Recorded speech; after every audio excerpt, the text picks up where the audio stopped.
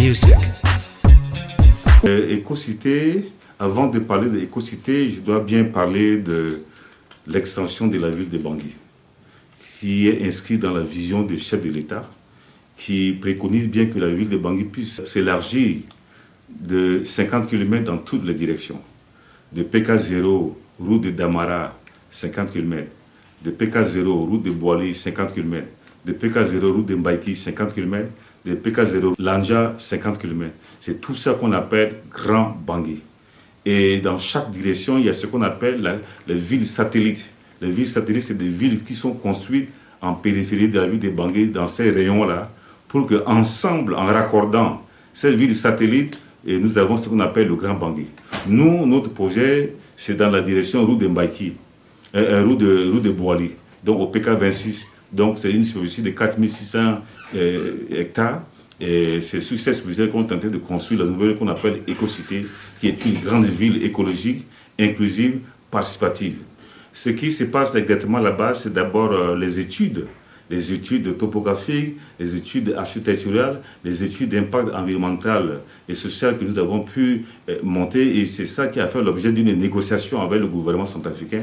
Un contrat a été signé entre notre société, la Centrafricaine des partenaires et concessions, et le gouvernement centrafricain, représenté par le ministère des Finances et le ministère de l'Urbanisme. En ce moment, nous sommes en phase d'exécution des projets phares, qui est la construction des cimetières modernes pour les Centrafricains et aussi l'aménagement d'un site spécialisé pour les 1000 militaires qui doivent bénéficier d'un programme de logement subventionné à faible coût pour les militaires à faible revenu. 1000 militaires seront désignés sous l'instruction du Conseil des ministres pour qu'ils reçoivent des terrains subventionnés à 70% par le gouvernement centrafricain.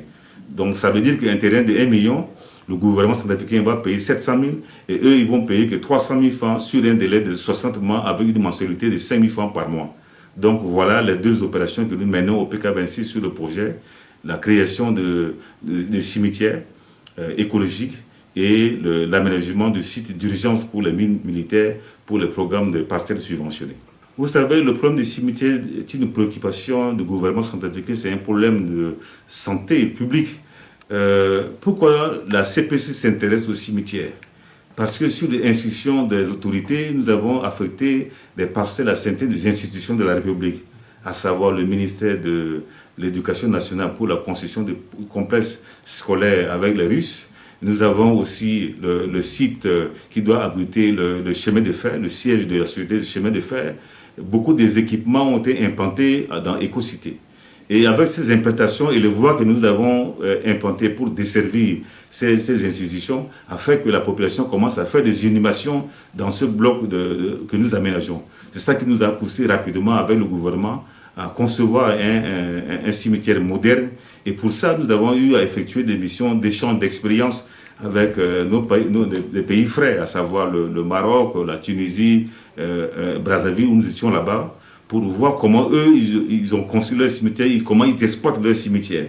Et c'est sur ces modèles-là que nous comptons impacter le premier grand cimetière écologique moderne au PK26, qui sera subdivisé en 4 parties. Vous aurez le bloc Héros de la Nation. Toutes les constructions se feraient, les inhumations se feraient dans les mausolées. Et vous avez le deuxième bloc pour les chrétiens, subdivisé en 3 parties. La partie en terre, la partie en caveau, la partie en mausolée. Vous avez le troisième bloc pour les militaires, exclusivement militaires, qui serait scindé aussi en 3 parties. La partie en terre, la partie caveau et la partie mausolée. Et enfin, vous avez le 4e bloc réservé exclusivement pour les musulmans. Voilà ce que je peux dire sommairement sur le projet. Dans le contrat, il est prévu délai d'exécution 10 ans au minimum. Vous savez, on ne construit pas une ville en un jour. Cette ville va contenir 300 000 habitants. En linéaire de voirie, dans cette ville, vous aurez 600 à 700 km de construire, des routes à construire, des routes en terre à construire. Donc c'est un projet qui va durer dans le temps, mais ça commence à s'exécuter maintenant. Et je crois que dans 10 ou 20 ans, le projet va voir le jour avec le concours de tous les acteurs du secteur de l'habitat, de toute la population centrafricaine. Je pense que aucune personne sur cette terre ne peut construire une ville si ce n'est pas le bon Dieu qui l'inspire. Je pense que c'est le bon Dieu, le Seigneur, qui a inspiré le chef de l'État pour que ce projet, qui est la pensée du chef de l'État, et ces travaux ont été confiés à nous, Et le nom spirituel de ce projet, c'est Somme 127. Nul ne peut construire une ville si ce n'est pas le Seigneur qui l'oriente.